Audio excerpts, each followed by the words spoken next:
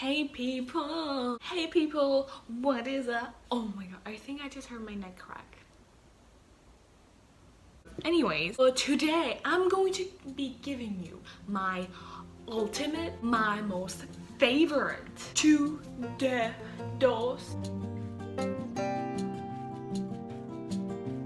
films of all freaking time. And when I say this, I could have just said this in my top 8 Disney movies video, which will be linked down below or somewhere in the screen. However, these movies are not Disney at any shape or form, and my biggest worry about this video is that it's not going to be long enough, so we're just gonna take our time explaining. I'm probably gonna watch those movies after I film this video. Let's just jump right on to our first one. So the first movie that I'm gonna be talking about, I'm basically a film review channel from now on. JK, Ashley, I'm on. What am I even saying? Okay, our first movie. Also, I'm actually still to this day debating which movie is my absolute top, my most favorite movie of all time. These are not going to be in any specific order. I just like these movies equally. My first movie that I'm gonna be mentioning is The Book of Life. I feel like this movie is so underrated. Nobody even knows what it is. And I don't remember what animation studio it's made from.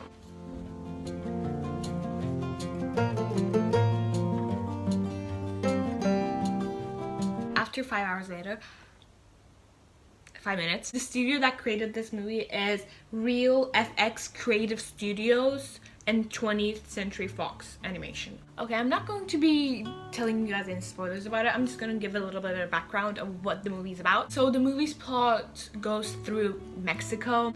I think it is. Yeah, Mexico. A lot of the producers and directors are actually Hispanic. The whole entire movie explains to you about a lot of Mexican culture and their traditions and everything. And this movie is surprisingly really similar to Coco from Disney, which I actually love that movie too, but they're oddly really similar. But this movie was created in 2014 and Coco was released in 2016, so this was the actual original idea, in my opinion. Okay, it's a little bit of quick story time. I first watched this movie back in when I was year 5, I think. But I had one friend and she had a really good movie taste, and she would first watch the movie and then we would watch it together. I don't know why we were doing that, but she made us watch that movie together. After I watched it, I wasn't super blown away, but I was definitely starstruck in a sense that the plot's message really stuck with me. Fast forward to a couple years later, I watched it again, and after I watched it for the second time, I really started to actually like the movie. Okay, so let's actually talk about the plot itself and what's going on in the movie and why you should watch it. The movie basically tells you a story of 3 kids and 2 boys and 1 girl, and basically their love triangle. Story kind of connects to a tradition that they have, which is a day where they remember dead loved ones in their families, and somehow the movie relates to their afterlife. I don't know what I just said, but when you watch it, it's not that complicated and it's kind of funny too. Other than those 3 characters, there's 2 other main characters with them. One of them is the actual afterlife god, and the other is just the forgotten afterlife god, and the forgotten one tries to replace the other one. The ending, I'm not gonna tell you the ending, but the ending is actually really emotional and it's kind of shocking. It's what's gonna happen now? After the movie ends, it ends in a really nice kind of ending. Really good movie. I would watch this on and on without getting bored. Yeah, on to our second movie. Okay, so my next movie that I'm gonna be talking about is not produced by a native English company. It's actually a French-based movie. There's a monster in Paris. Okay, I'm just gonna check what studio it is from.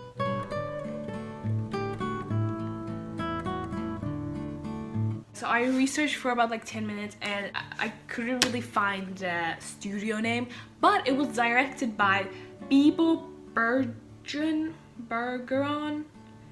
Okay, I'm really not trying to be disrespectful over here. It was directed by that name and apparently the movie was based on a story he wrote. No, the first time I watched that movie, I remember my mom bought like a DVD player. Like, you know, back in the day when we had all those DVD/CD sets, like, or the containers that we used to have. Yes, I was that kid who had like every single Winx movie.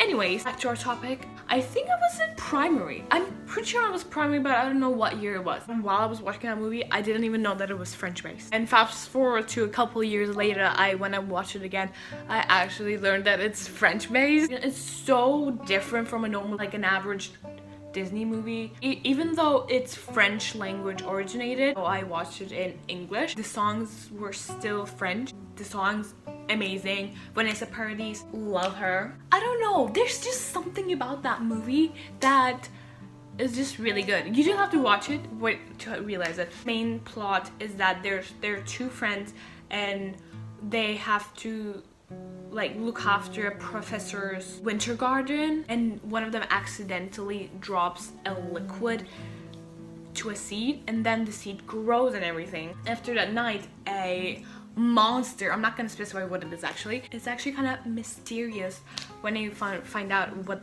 the actual monster is, but the monster appears during that night, then goes to the singer whose voice is Vanessa Paradis. She meets that monster and finds out that the monster is actually not a monster and it's something else, and turns out that the monster actually knew how to sing and play stuff. Then they like sing a song, blah blah blah, and there's like this mayor, the mayor that's the antagonist. What do you even call those? Antagonist, protagonist? Something like that. And the mayor tries to like kill the monster, but the actual good people don't want the monster to be killed because it's innocent, blah blah blah. The ending is kind of sad, but it has a plot twist like every other movie. I actually haven't watched that in French language. I only watched it in English form. I would definitely recommend watching that, and it's kind of like an adventurous Paris kind of moment. So yeah, that's it.